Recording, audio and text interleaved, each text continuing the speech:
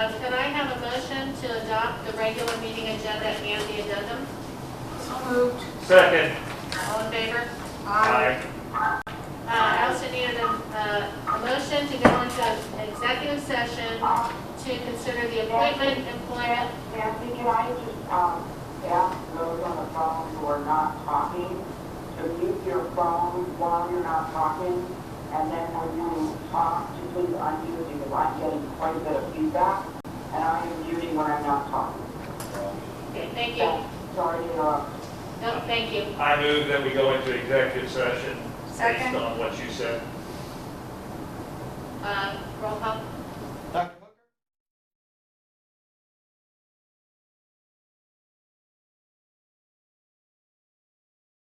Hooker? Okay, we're going to start with the Pledge of Allegiance.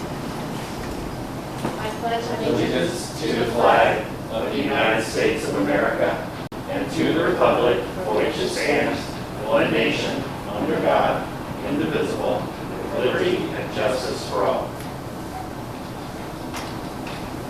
Okay, welcome everyone to this meeting that is partly on Zoom and partly live. Correspondence, recognition, and announcements, Mr. Koennecke. Welcome, everybody. I wanted to start off tonight by congratulating all of our students and staff on concluding another wonderful academic year, albeit an atypical ending. As of this Friday, all of our students will be done with their academics and distance learning will cease temporarily. We want to especially thank the class of 2020 and congratulate them. And one of our most unique accomplishments during this entire pandemic thus far has been the role that our mock trial team has played. They had to overcome some really weird adjustments to their state championship schedule this year, and the mock trial team ended up placing second in the state of Ohio.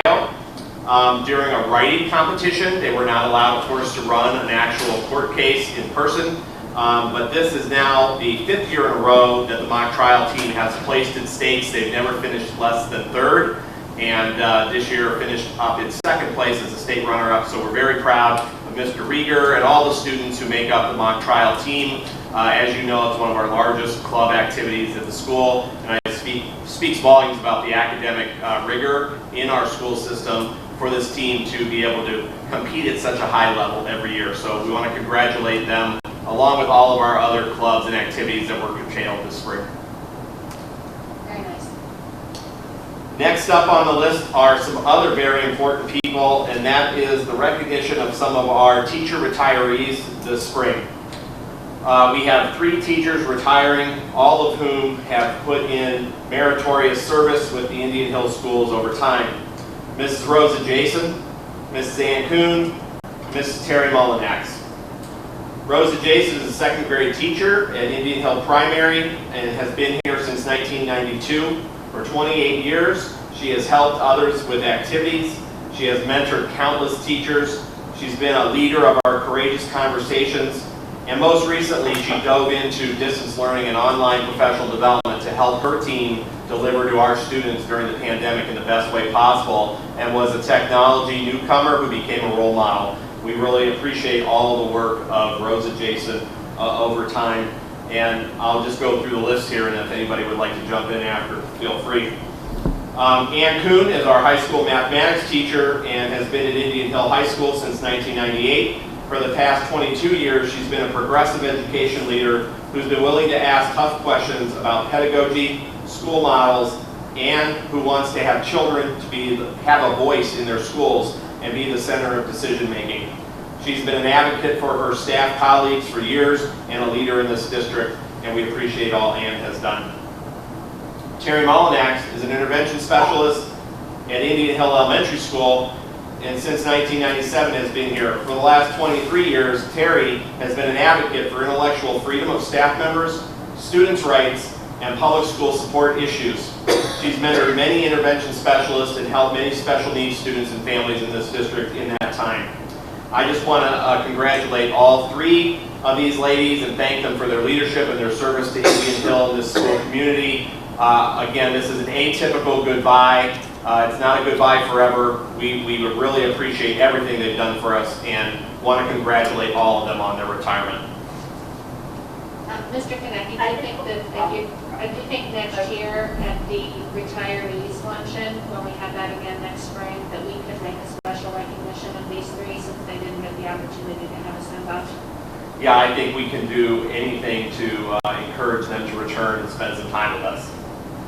I know that we had a couple of people that wanted to make some comments about our teachers. This is Kim Lewis, and I want to say something special about Ann Kuhn. Ann has been the president of the Indian Hill Educators Professional Organization since its inception. Ann was a member of the bargaining team prior to that when we were with OEA. Ann and I have been in negotiations on teachers' contracts for many, many cycles. And without Ann's leadership and courage during very, very difficult times, we as a school district would not be where we are today. And she has been a phenomenal leader. She is a wonderful person and a good friend. I remember when Indian Hill Education Association was formed, and one of our first negotiations, and their council basically advised Ann, you can't talk directly to Kim. We need to have like a negotiation session with both all the lawyers and all the participants, and it was a new world. We were able to actually hear each other, listen to each other's concerns, and be able to come to a resolution which was in the best interest of all of the teachers and our community as a whole. And I can't thank Ann enough for her courage, her strength, and her leadership over the last number of years. And I know that I wouldn't be here today still on the board if it wasn't for Ann Kuhn. So I personally want to thank Ann for all that she's done for the school district and for me personally. I would echo that. I think Ann was amazing. She's made the school, as I say to anybody that's retiring, if you leave a place and it's better off than when you came, you succeeded. Ann can certainly do that, as can the other two. My kids had all of these people, and they were excellent educators, which is their first job, but Ann did a second job amazingly well, and her goal always was the students first, and I just really do appreciate that. I just want to add for Ann too, because both my kids had Ann, and she has really impacted my kids. She has been such an amazing mentor for so many of the students. She has taught kids not to be scared of math, which a lot of kids do get scared of. She has really taught kids how to love the subject and enjoy it. Her kids have moved out of the district, but they always remember her advice. I can say this from my personal experience, because when my son went out and he stuck with a problem, and he said, when I was not getting anywhere, I remember what the school told me, that there's not always a shortcut. You always have stuff that you have to solve every step of that equation to get to the final answer. He said, after moving out from Indian Hill for 3 years, he still remember her. So that tells a lot about the teacher. She's a phenomenal teacher and someone that our brains are going to miss. And we have all the wonderful teachers. Every teacher that we have, they are very kind, they do care for our kids. But she was by far the best that we have. And I think we are just going to miss her a lot. We're really going to miss it. It's hard to find a replacement of Andrew. It's Elizabeth Johnston. I I have to say that we owe, as a board, a lot to Ann Kuhn. She truly made the district what it is, and I concur with Eddie. If you leave the place better than when you got here, you succeeded. But I'd also like to give a shout out to Rosa Jason, because she is one of those exemplary teachers who won't accept failure as an option. As much as some teachers will give up on kids, she will champion the underdog, and she will bring out the best in every single child. There's no child left behind with Rosa Jason, and I am really sorry that she's going to be gone, because I would have loved my grandchildren to have her. Thank you. And I'd also like to second all of those sentiments. Anne will definitely miss you. My kids benefited, tremendously, all three of the Eichholz children. And Rosa Jason was, I think, has a special place in Reed Eicholz's heart. He talks about her still all the time. The impression she made on him, she's so caring, she's so poised and so wise. To me, Rosa Jason is exactly what an elementary school or primary school teacher should be. Her gentleness and her patience and her investment in every student, like Elizabeth said, they just don't make them like that. She is really a special human being, and I really hope that all three of these women will not be strangers. We want to see them back as much as possible. So it is not goodbye, it is just see you later. Yeah. Wonderful. We're so proud of all of those retirees, and of course the work that all of our teachers have done this school year as we wrap up our academic year this week. Moving on to the superintendent's report. We have several items under personnel actions, including the approval of a certified contract for a new math teacher, the renewal of several limited employment contracts for the 2021 school year. Under number 3, we have an appointment of another continuing contract. Under number 4, retirements and resignations. We have one this evening. Number 5, we have the approval of new administrative contracts for transition days for our new athletic administrator, Mr. Phelps. Under number 6, we have the approval of substitutes. These are our approvals for our bus drivers and our transportation department for the upcoming school year. Under number 7, we have the approval of supplementals and personal service contracts.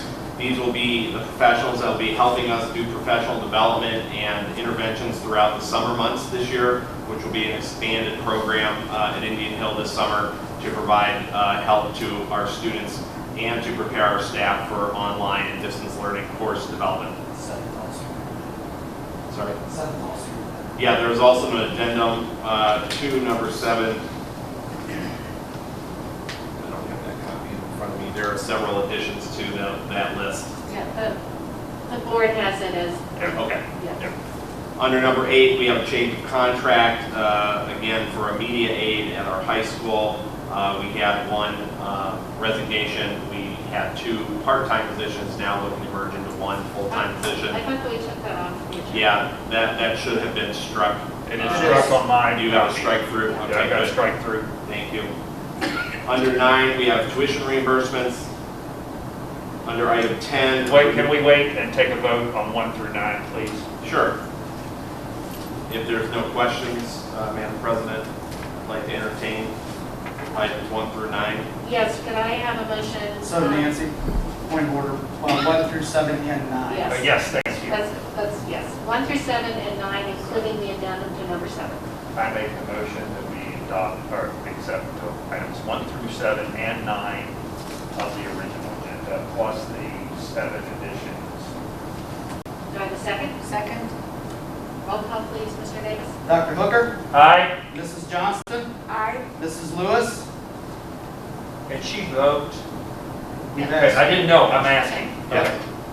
Kim, Yeah, can you vote? I, We are, Okay. Kim, She said aye. Mrs. Singh, You say aye, Nikki? Aye. Sorry, Yes. it's hard to hear. Mrs. Eichholz? Aye. And Nancy, we would also need an approval for item 10 for the renewal of limited contract. Could I have a motion to approve number 10, limited contract on Anthony Arcuri? So moved. Second? Roll call, please. Dr. Hooker? Aye. Mrs. Johnston? Aye. Mrs. Lewis? No, Mrs. Singh? Aye. Mrs. Eichholz? Aye. Thank you. All right. Can we move on to the treasurer's report? Mr. Davis? My treasurer's report is the shortest treasurer's report I've ever given in the school district. It consists of A, B, and C. A is the 28th of April minutes for the regular meeting. Item B is for the financial reports for month ending April 30th, 2020. And item C is an annual approval of our special programs. These are all federally funded programs. Items 1 through 6. Any questions? Okay, could I have a motion to accept items A, B, and C, 1 through 6?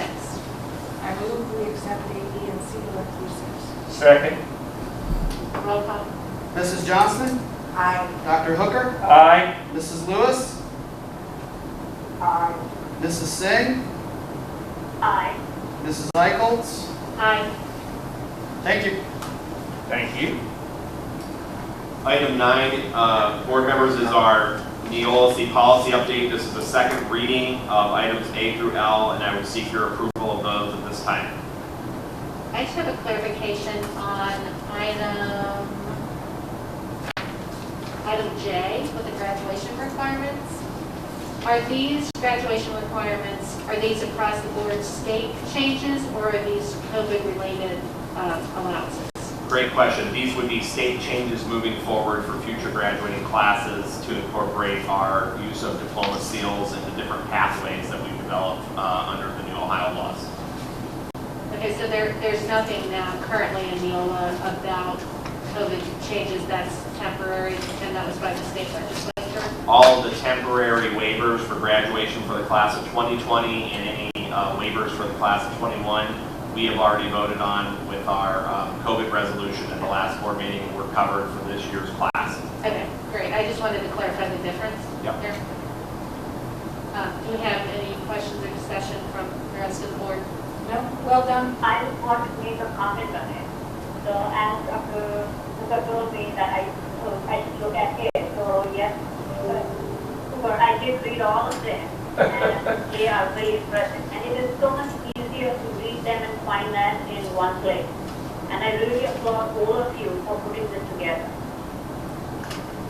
I was really impressed after reading it. Yeah. But it's not that we put it together, we hired the right company that puts it Yeah, together. exactly. Yeah, we're not sitting around doing this. Together. We literally had policies that were 10 years old the last time we revised it. That will never happen again. And we had a notebook that nobody would have been able to touch in the COVID crisis. Yeah, so these are so easy to read and easy to find on the website, and I really applaud you all for getting this together. Thank you, Nikki. Can I have a motion to approve item, section 9, NEOLA policy updates A through L? So moved. Second. Roll call. Dr. Hooker? Aye. Mrs. Johnston? Aye. Mrs. Lewis? Aye. Mrs. Singh? Aye. Mrs. Eichholz? Aye. Moving on to other business by the board, operations committee minutes, finance committee minutes, which include the 5-year forecast presentation, which you all have, personnel committee minutes. Should we go ahead and vote on those three? But I just want to make a comment publicly that the finance committee, the operations committee, I'm sorry, we've had to basically defer all this maintenance. This is not a good thing. We had no choice but to do it with all the financial cuts. but it is a bad, bad thing to defer this stuff. It's going to be more expensive when we get to it, but we had no choice. So we cut everything that could be cut at all and pushed it, as someone said, kick the can down the road. The problem is the can's going to be bigger and more expensive to lift up later, but we had to do it, so. So, like Dr. Hooker said, the move to strip down the capital plan is simply a cash conservation mode. It is not a permanent reduction of expenses going forward. Eventually, we will have to ramp that back up. This year, we talked about technology being of utmost importance during the COVID crisis. That is a bulk of the capital plan. There's $200,000 in there for the 10 buses that we've purchased over the last 5 years. And then there's also a small purchase for the transportation department that's become necessary because so many of our buses are now using diesel fuel. All in all, we feel that the capital plan's been stripped as bare as we can. We are deferring new buses, and we know the struggle we had to replace that fleet. We're deferring all furniture, all carpet, all things that we've been trying to get caught up with the lack of funding over the years. We're not doing any roofs. We're not doing any parking lots. All of the things that don't go necessarily to the education of our students but have to be done because we have such a large capital footprint. Those have all been deferred to future years. And we had leaks in the ceilings in the buildings, so we're going to have emergency repairs. But this is why this is going to cost us more in the long run, but we have no choice. Was there any more about the capital plan? So I have nothing else. It was a first reading, so we'll have the second reading in June, which we'll take a vote on at that point. Unless there's any questions or any more comments, we can move on from the capital plan. Okay. Finance committee met and talked about the 5-year forecast. I've heard the presentation from Mr. Davis. Would you like to discuss that? Yes, so I put on your desk each a copy of my prior forecast in November and the current forecast as presented. For Mrs. Singh and Mrs. Lewis, I sent you a copy earlier via email of both of those items. This will be, what's that? I said I do have that. Okay, all right. So this will be the most unusual 5-year forecast presentation I've ever delivered. One, because I'm doing it in a mask, and two, because we actually have things to talk about in this one. Lots of changes, lots of unknowns. Typically, as we go through this presentation, it's a lot of the same numbers from the prior year, which is a good thing because that means we're doing the 5-year forecast correctly. If we have a lot of changes each time we do it, that means I'm missing numbers and not doing my job correctly. So on this one, the theme, like I said, is going to be changes and unknowns. So if we want to start in line 101, the one unknown we have with general property tax, as we all know, it acts in reverse of what happens when our property values go up. At this time, the concern is going to be if this recession that we're almost in now lasts over a period of time, that home values could go down. Currently, the market in Cincinnati remains relatively strong. Inventory is not as weak at this point, but contracts are still being made. Hopefully, once we move through the COVID crisis, that inventory will come up, and with low interest and borrowing rates, people will continue to buy, and property values will remain strong. I did make a minor adjustment to that line. I did decrease the amount of new construction that we'll have, which lowered some of our revenue on that line, and I also lowered some of the estimates that I had some slight upticks in. I moved those closer to zero. There's one thing that I didn't put in the forecast that we're going to talk about, and those are delinquencies. As we went through the Great Recession in 2008, all school districts faced more delinquencies than they had in the past, simply because people didn't have the money to pay their mortgage. and subsequently pay their property taxes. As far as I'm concerned, looking at the 5-year forecast, that's typically income that's deferred down the road because those do eventually get paid at some point. So I did not move my 5-year forecast for those. I can't predict if there are going to be any of those. That's just something we're going to take a look at as those property taxes come in July. One other thing that we do know about July, the property tax due date was moved back 30 days. So it'll take it a little longer for us to collect this year. It'll be a cash flow issue. It won't be an actual negative on the forecast.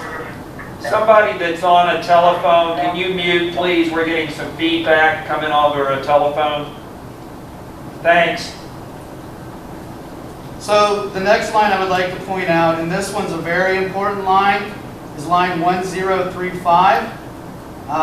Recently, Governor DeWine came out with an update to his budget for fiscal year 2020. Very negative news across the board. I believe there was about $700 million in cuts. $300 million was school district related. Another 55 was called it other school items. We don't know exactly what those are, but it won't be out of our funding mechanism, the foundation method. What we do know is we lost $621,000 in fiscal year 2020. Yeah, where is that reflected though? I don't see Oh, that. give me a second. I'll get through that. So what we also know is that the budget department is telling us that we will expect an additional at least $621,000 in fiscal year 2021. So that $1.2 million, if you take a look at the forecast in fiscal year 2020, I reduced that by about $150,000 because that's all we have left in our foundation to give them this year. And what they're telling me right now is that they'll defer to 2021 and take the money out then. So you can see in 2021, there's almost $1 million drop from 2019. I don't see that. That's what I'm trying to understand. Yes, there, 21. Line, whatever. Oh, okay, I'm looking at the wrong sheet. Sorry, Eddie. No, that's fine. I was like going, where is it? Yeah, look at one compared to the other. Yeah. Sorry. My bad. Yep, so that's reflected there. Total revenue then drops, line 107, because of those reductions. So the next thing I would like to talk about under expenditures. Mick, can I ask you, Yeah. honestly, don't you think that we should project that losing that permanent? From what we're hearing, it's not a permanent loss. Okay, I'm just asking. Yeah, they're telling us it's not a permanent loss. Thank you. So that would fall under the unknown category, Eddie. Yeah. Yeah. They haven't given you a timeline though? Is it for 1 year, 2 years? Well, as far as what they're telling us, revenue rebounds in fiscal year 2022, we would be back to our normal funding.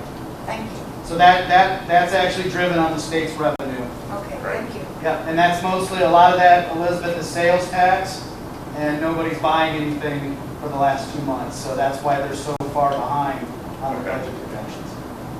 Makes sense. So, any other questions under revenue? Under expenditures, under line 3.02, the adjustment I've made there, we had a very good year with our health insurance, and we also, you'll notice on the prior 5-year forecast I did, I had 7.7 million. The new one is 7.4 million. Like I said, we did much better on the health insurance, and we also got a rebate from DWC, workers' comp, that makes up most of that 300,000. So that's what gave us that very good year there. I did add a little bit going forward to my annual projection. I had about 7 to 8% annual renewal for health insurance. I bumped that up to 9.5% moving forward on average. As far as this year goes, the projections are very odd because right now we had a significant period with no elective surgeries. So we didn't have a lot of claims through March and April. We don't know how long it's going to take that system to ramp back up, so the people who needed things done in March and April are going to be getting those done in May. The people who were scheduled for May, we don't know how long that will take to catch up, so we might have a good year this year. We just don't know. Another one of those unknowns. The projection that I'm hearing at the hospital level is that it will take a year Okay. to get back all these elective surgeries. A year. Because just with OR scheduling time, there just won't be enough time. That seems crazy, but No, wow. I can see that. Yeah, that another one. Is that what counts for the $300,000 drop? That and a workers' comp refund we got. That's great. Yep. Did we do something to try to educate our employees to try to prevent workman's comp injuries? Or where are most of our workman's comp injuries? Is it in teachers? Is it in, Typically, it's in transportation. okay, They get up and off of buses and have injuries with ankles and things like Okay. that. Occasionally, we'll have a teacher that gets injured, but we have very few claims each year. I think we had a baseball game or softball game. Yes. It became quite expensive. It was wiffle ball. Who gets hurt in wiffle ball? I don't know. Okay, thank you. I just was curious. We have been doing a lot more training with our transportation. Well, I think I want to compliment you all as an administration. If that's what you did, there obviously was a good effect, so thank you. That's money well spent doing those kind of things. So then the final thing I wanted to talk about under expenses, you'll see in line 3.05 that for fiscal year 2021, that's that capital plan we talked about, that reduction. I gave us a budget of $650,000. That covers the capital plan plus any incidentals. I think there's some Home of the Braves payments that need to be made yet. And then I did for fiscal year 2022, looking forward, I did the same thing with the capital plan, knowing again that that's cash conservation. Those aren't long-term sustainable items we can do over time. And Mick, I do want to bring to everyone's attention that you've done an excellent job during this pandemic to reduce costs, such as taking insurance off the buses and other things. And have you accounted for those savings that are, they're pretty significant, and we thank you for that foresight? I have. What I do each year is I go through what we've done up until April 30th in our purchase services and materials and supplies. And then I go through each of the purchase orders that are remaining to try to come up with an estimate of the number that I believe we're going to spend through May and June. And that's how I determine that number on the purchase service and materials line. Nick, two questions. One of them kind of goes to another thing. Maybe we need to table it and come back to it. But what are we doing to these buildings don't need to be maintained at the temperatures that we normally maintain with kids in the buildings, the theater is used during the June, all the stuff. I assume that we have some plan of trying to take temperatures up to as high as we can take them without damaging and bring computers. Is that correct? We do. We already have our facilities director working on that. During the actual pandemic itself, as you walk through the buildings, they're almost completely dark. You'll notice that they're cold. Sometimes when it's cold outside, they're warm when it's hot outside. We've done a very good job of making sure we get those shut down. Mrs. Johnson already mentioned the buses that we took the insurance off those, except for if they get struck by lightning sitting in the parking lot, then they're still insured for that. Yeah. But we've put signs on the steering wheel that said this vehicle is not insured, do not drive.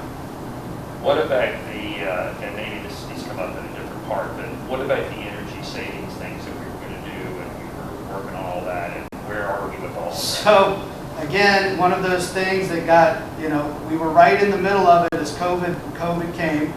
We were actually preparing to have the companies come in over spring break to do their walkthroughs. The buildings were shut down at that time. As the buildings have started to become more accessible, we did bring those companies in the first week of May. They are now preparing their bids for us. Okay. And we'll hope to have those in June ready for the June board. Thank you. Yep. Sorry, I knew that, and I knew something happened to it, and I was just curious. Thank you. And what that will do, that won't have an actual effect on the 5-year forecast as far as, if you remember, we'll have a reduction in one line, and then our expenditure is paying out for those capital items. But the idea is that hopefully that will help us with that capital outlay section, as well as if any future bond initiative that we have, that will help reduce that as well. Yep. Thank you, sir. Yep. So then, as we go down, the last line we'd like to take a look at is line 7.02, cash balance. That has been adjusted moving forward. You can see that through fiscal year 2022, we have just slightly over $11 million left in cash. That's about 107 days of operating cash. As we move forward into fiscal year 2023, provided there's no changes to this, that equals about 73 days of operating cash. There is one additional item that I haven't included in the forecast.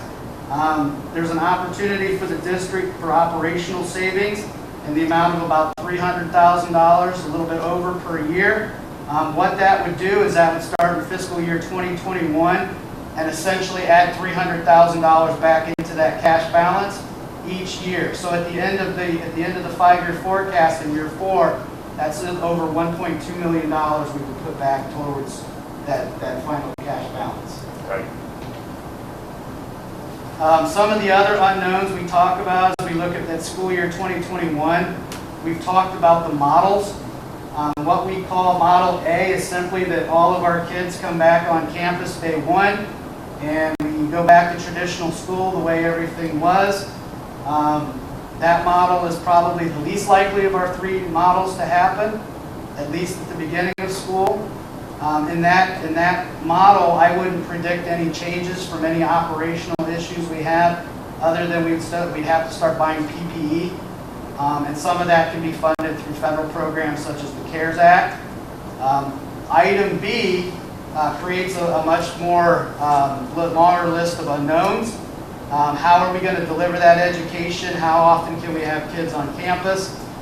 One of the things we look at significantly is what that will do for transportation. We have a finite number of buses, so that's going to limit potentially how many kids we can transport in a day at a time.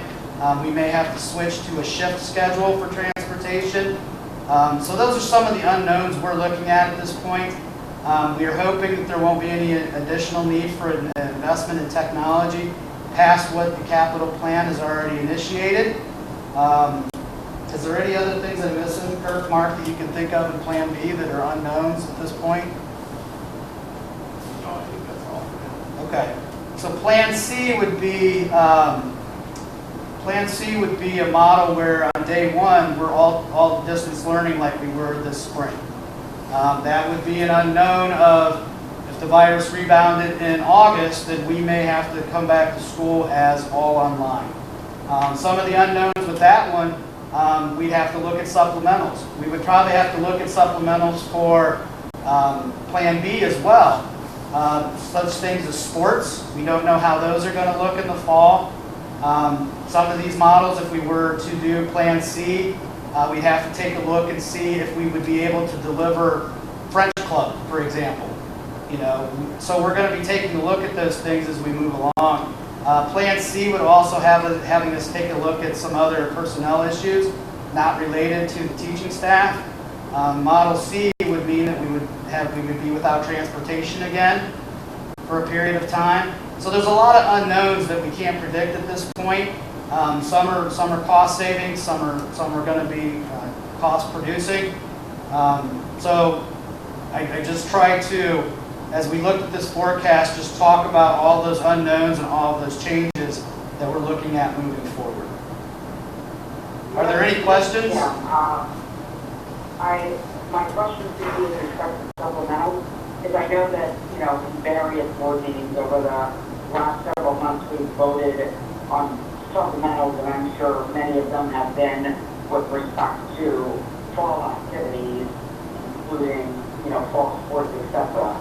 To the extent that things will not get back to normal and that, would be something that we would not have. Would we be able to address those supplementals in a cost savings measure, even though we took a vote to approve the supplemental contract? So at this point, we have not voted on any of those next year supplementals. The supplementals we voted on tonight were for summer school that we are going to use to help kids who may have had some difficulty with their online education this spring. We want to make sure that they're ready, grade level ready next fall. That's what the items we voted on tonight. As far as supplementals go, our plan is we're going to wait until as long as we can to vote on those fall supplementals until we get a clearer picture of what next school year looks like. Another thing we may do is we may add some more protection for the district within those contracts. Talking about if the season's canceled halfway through, it might give us some recourse to be able to collect not pay some of those supplementals. Okay, thank you for clarifying. Yep. And I think we'll get a lot better definition, as Nancy said earlier, when we get stuff from the state. I mean, I think we are a state-controlled organization, and we're going to have to follow what they say we're going to have to do. And I think we'll have a lot better definition by the June meeting. One valuable lesson we learned as an administrative team during the process of going into the spring, when that happened, we were planning far ahead of our peers on what we were going to do in case school was shut down. And what we were finding is we would create a plan, and then some news would come out, and we would have to, sort of change that plan on the fly. And I think coming through that and learning that lesson, I think that's going to be very valuable for this period going forward. On a conversation today, it was interesting that we had a discussion. Some of our peers have said that they haven't even talked about next year yet. They're focusing on closing out school year 2020, and that's all they have their mind on, and haven't even started talking about next school year. So, that's one thing that, we're really looking at, and not just from a financial perspective, but how do we deliver education best possible. And I just want to say that, the three of you, Melissa, all the rest of the administrators and the building staff and teachers, how impressive that was. From the outside, it looked seamless. I know it wasn't. And I know you had a lot of long days, late nights, and everything else, but it appeared seamless. No one panicked. I don't think that you ever presented it in a way that would have caused panic or concern among our families. We were ahead of the curve, and I think that because you did that, we can be responsive instead of reactive going forward. And I can't tell you how much we all as a community really, really appreciate what you did, because you didn't have a rule book for this. There was no instruction for this. Well, we appreciate the board's flexibility in working with us to do that as well, and of course all of our teachers for their leadership in this time. They've done a lot of work to make it happen. Yeah, it was clear that we have really good team players in this district. Thank you. Any other questions about the? I appreciate both hard work on this.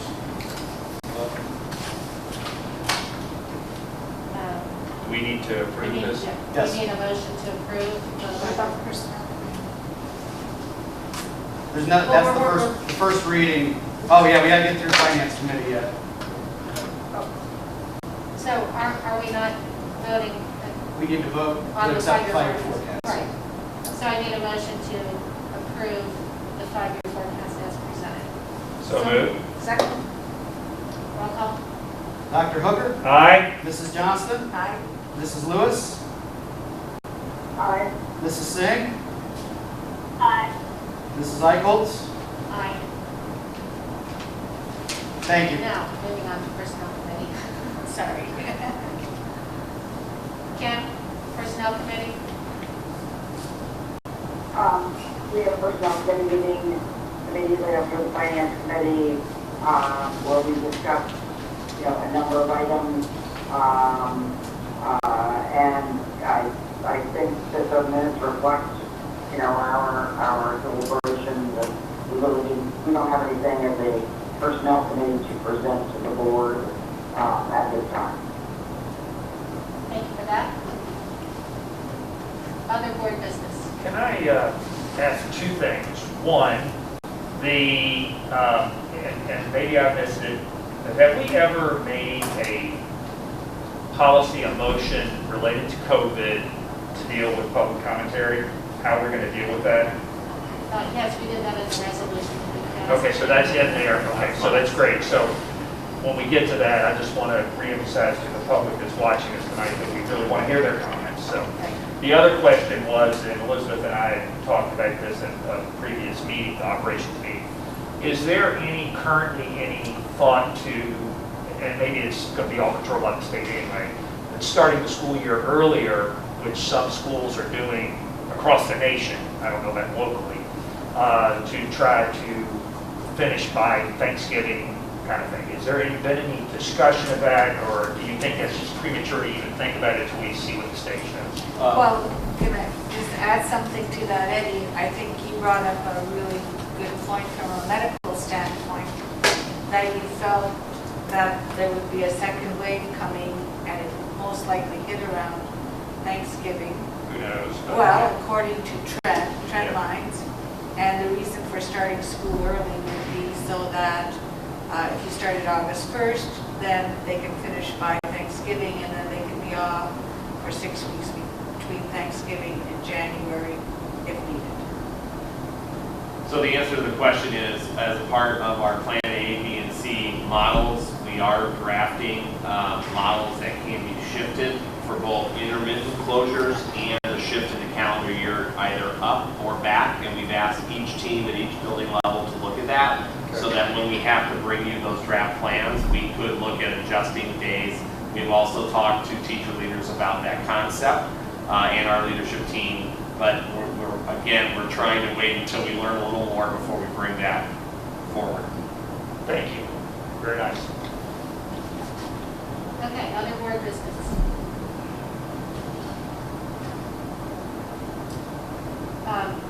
Well, one thing we do need to address and have a discussion about is back in April, we decided to take a pause on moving forward with the resolution from the auditor. And I think that we need to continue to have those conversations and dialogue so that our community knows what we're thinking, and that we can get input from the rest of the board members while we have an opportunity to be together for discussion. So if anyone has thoughts or opinions on where you are now on this issue, this would be a great time to share those.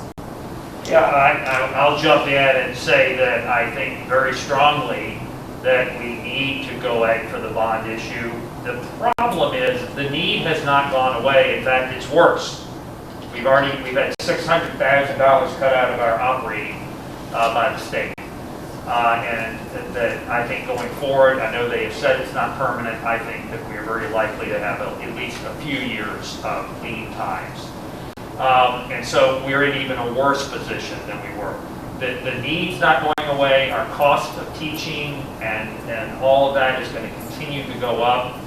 Our buildings, those needs are not made up. They're very real. We had water pouring in the roof of the middle school. It's in the last 2 days, okay? That building needs to be replaced.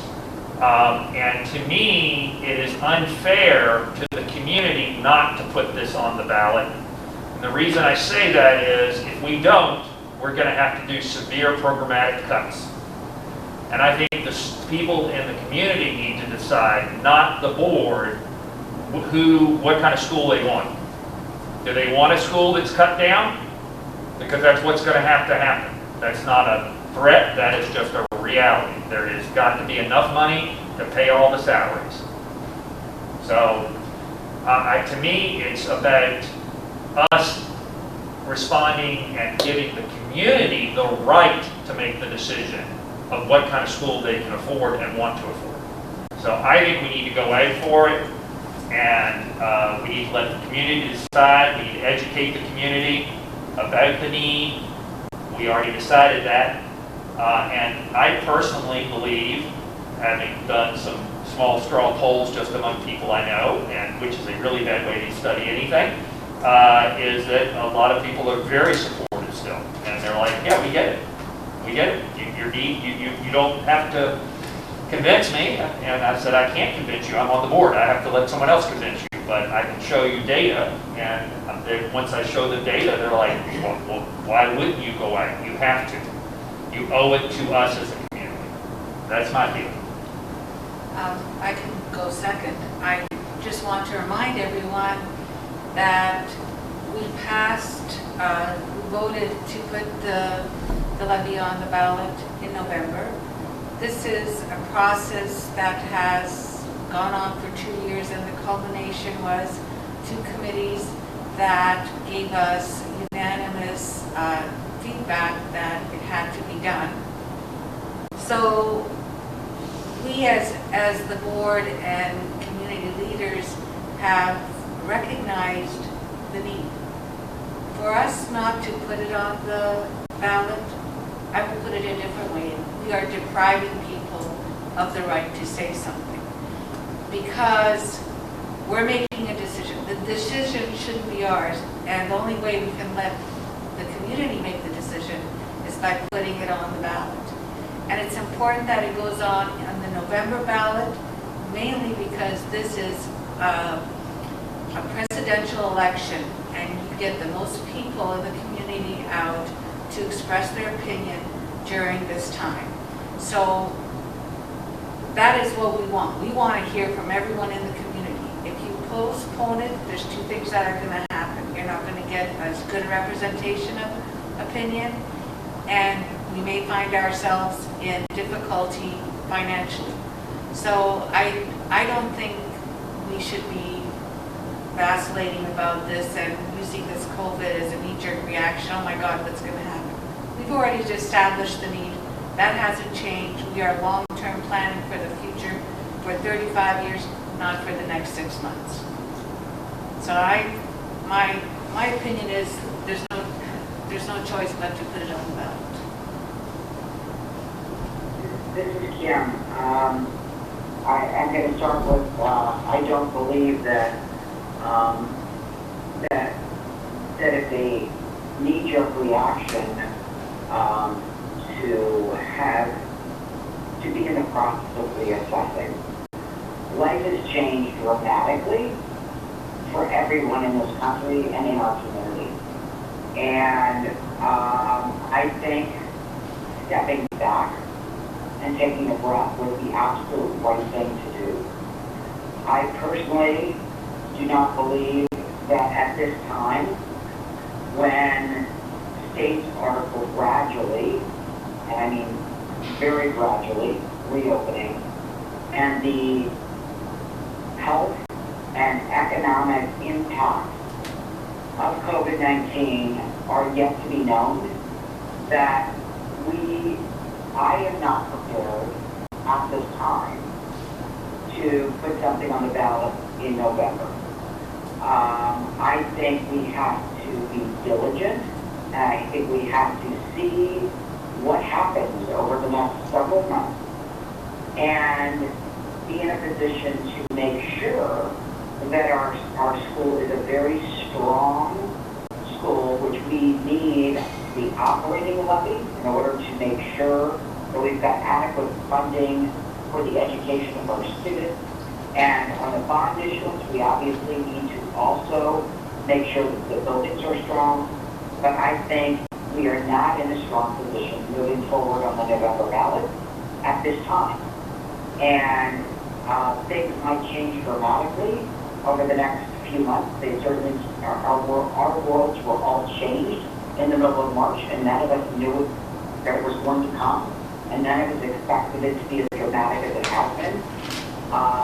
And I just think that to rush into something without recognizing the significant impact that COVID-19 has had on our community as a whole is something that I am not prepared to go to. And I don't believe it's a knee-jerk reaction. It is that I believe that, you know, that's my reaction, and maybe you believe that that's a knee-jerk reaction, but I think that we I personally feel that I want to reassess it as time goes on, but I am personally not prepared to move forward with the bond issuance or the operating levy at this time for the November ballot. Nikki? So, I am kind of where it is. I believe, the first I would say is I am in full support of this levy and bond. And I really want this levy to pass successfully whenever we bring it on ballot. I want a full community to be strong, and I really want it to be the best in the country, which I have always said. And that's the reason why I said yes, it will be all met in March, because I believe in it.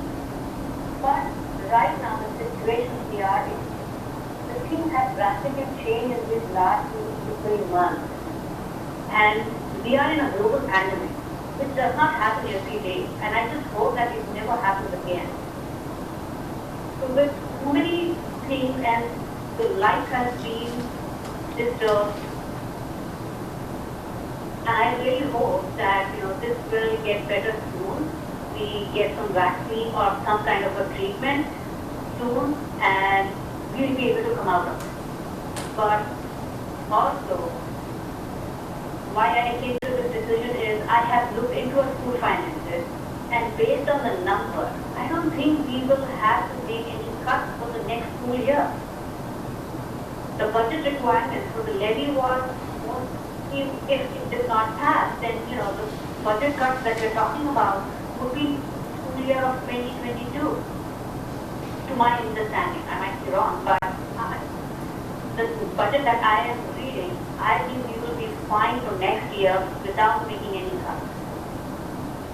And I am not at all for cutting any programs, laying off any teachers. I do not support that. I want everyone to be here and continuing what we are doing. I think the teachers, the administrators have done a phenomenal job this year, and I want that to continue. So if we put ourselves in this bond and levy now, I think the things that are going to happen. First is an administrative team who needs to put their 110% in this new model, because our kids, it will be new for our kids, and it will be new for the teachers, and they will need all that support. So I think the administrative team, I would rather have them taking care of our kids versus answering questions of parents about bond and levy. See, as a board, we have always said that we are in this together. We are like a big brave family. So, with that, I feel that a brave family will understand why we are taking a pause and why we are pushing it till May. And when we come back in May, I am sure they will understand and they will come back strong with us and get this levy back. I have a strong feeling, and I'm not just talking with strong feeling. I have done some due diligence at my end. I have reached out to several parents who represent different parts of our school district. So not necessarily everyone from the Indian Hill Village. I have reached out to people from Camden, from Kenwood, from Sims Township, and I have reached out to many parents. And a lot of them said that look, we will say yes because we love the school district. But the situation we are in is very difficult. If you would have asked me in January, I would have said 100% we are going to work. But right now, they are struggling between their financial situation versus, schools. So if we put it now, we are going to put an extra burden on these parents. A lot of people have lost jobs, they're taking cuts, they're not sure how long their companies are going to keep them. There's so many uncertainties that people are scared to say yes. There is a hiring freeze, there's an unemployment is in double digits. This is something that we have not seen since Great Depression. So knowing everything, I just cannot agree to add more to these, parents. Where I know in other times they would have happily said yes. I have also looked into our school finance. I have read the advice from our consultants, which are like the high-level consultants, and they are an expert, and they have been guiding us too.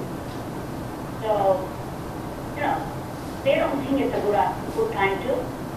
So it's not just me who thinks it's not a good time. If parents don't think it's a good time, economy is not doing very well, consultants are saying no. I don't see a reason why we cannot wait for 6 more months. I'm going to say is I respect your parents. I respect the support that they give to a district. And I don't want to force the decision on the people to say no when in regular circumstances they would have happily said yes. So putting this levy on a ballot now would just force voters to choose between their finances during this hard time and, supporting the school district. So I'm in favor of delaying this levy for 6 months, and I believe this is the best option at this time. Okay, just one clarification. I want to be very clear that this board has not ever discussed waiting 6 months. But it's fine to talk about that tonight as a group. But that's, I'm not saying that, I'm saying the next election will be in 6 months, which will be in May. So we can always put this in May. I'm not saying that the board has made any discussions or has. So I'm not in favor of taking now in November. I'm willing to wait and see what situations we are and then decide if May is the right time. That's what I meant. okay. So I think, some of the options that we have are to, we need to schedule a special meeting next week for other matters. We can put it to a vote of the board next week. That's an option. We can wait until our meeting in June and put the resolution on the agenda and vote on it then. Or we can push it to July, which would be the latest that we could vote on this and still get it on the ballot in November. Just know that the longer we wait, the less time our campaign committee has, the less time our administrators have, and then we really put them in a tight position. And the option to move it to May means we kind of really have to go back and start over, right? Yeah, we would have to start the process over. And at what point of that process would we have to start? We have to go back and redetermine the amounts that we sent to the auditor? Correct. Yes. We have to recertify with the audit. Yep. We don't have to recall the committees then. We don't have to, but that could be an option to get committee opinion. Right, that would be a bad idea. But here's the thing. In order to have something on the ballot in May, what's our timing? We would have to have a decision made by like January, right? The steps would have to be completed by early February at the latest, all steps. So you'd have to have early February, a second resolution meeting with KIRK. Yeah, so really we're looking at the working latest. on this again in the fall in order to get it on the ballot in the spring. So we're not buying ourselves a ton of time actually by moving it to the spring, correct? Mick, if we were to put it on for the November election and it was passed, when would you actually see money from that? We would start collecting in January of 2021. Yep. And Nancy, what are your thoughts? I've talked to a lot of different people, and I've talked to financial experts who see a recovery coming already, and that we will be in recovery mode by the end of third quarter, moving into the fourth quarter. We will be seeing and feeling the effects of this, for the next couple of years in certain areas of the industry. So I think the concern about income and downturn in the economy, you can always use that as an objection. That objection will always be there. And we don't know that something else won't happen between now and next year. So I think, we're taking a huge risk by not moving forward with this. I believe that a presidential election, when you have a ton of people coming out, I do agree that that's the time to find out what people really think about this. I also recognize that without being able to be together and be out and about, it does put a lot of burden on the campaign committee and the people who have agreed to support this. It makes their job very difficult. I've actually talked to a couple of those people, and their response was that they will do whatever it takes, no matter when we do this. They are all in, and they'll make sure that they do everything they can to make sure that we pass this. However, they are concerned about November. For all the same reasons that everybody is concerned, but they also recognize that it was going to be a challenge anyway. Passing a levy is always a challenge. Is it necessarily a bigger challenge? Maybe. So I think there's a lot of different opinions, and our task is to do the right thing for the school district and to be sure that the district has the funding that it needs to operate and to provide the best possible education and the safest environment for our children. And that's our job. I don't know that we can second guess how people will vote. I think we have to determine if we're going to have it on the ballot in November or not, so that we don't hold people up and we don't have people, campaign people wondering what they're doing. Another point. Yeah. Well, you think about your other point. I obviously have a very strong opinion, but it seems that two of my colleagues have great reservation at this moment. I think that it would probably be more prudent to push this off till June, which is not my preference. But I think if possibly by June we see some better economic numbers, less concern, maybe even more positive stuff on treatment and diagnosis and prevention. I don't want to take a negative vote at this point, because we need 4 out of 5 to vote yes. So it would be my recommendation to push this off to the June meeting, knowing that that's not the optimal decision time. We'd like to start sooner with our committee, but it seems that there's 2 very smart people that have grave reservations at this moment, and I think that some time might help us make that decision. I appreciate that perspective, Eddie. And I'm concerned about waiting a little bit longer, but I'm not overly concerned about waiting a little bit longer. I think that we can make a better decision in June, and I would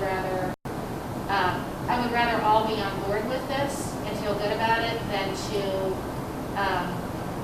try to push it right now. So I'm in favor of. I think we all 5 are in favor of the bond and the levy. I think the question is November versus next May versus next November. I think that let's just take a deep breath. Let's wait until June.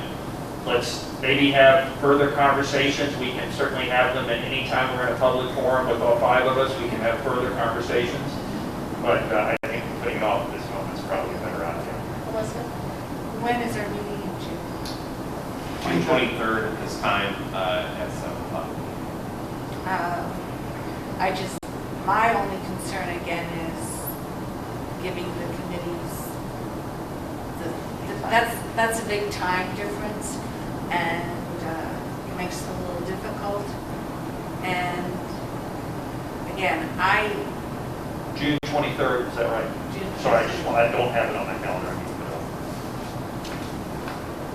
Elizabeth, I totally understand your concern, and I have the same one. Yeah, no, But right now, we have 2 people that are very smart and are very concerned, and they're not willing to vote yes, so I think we have no choice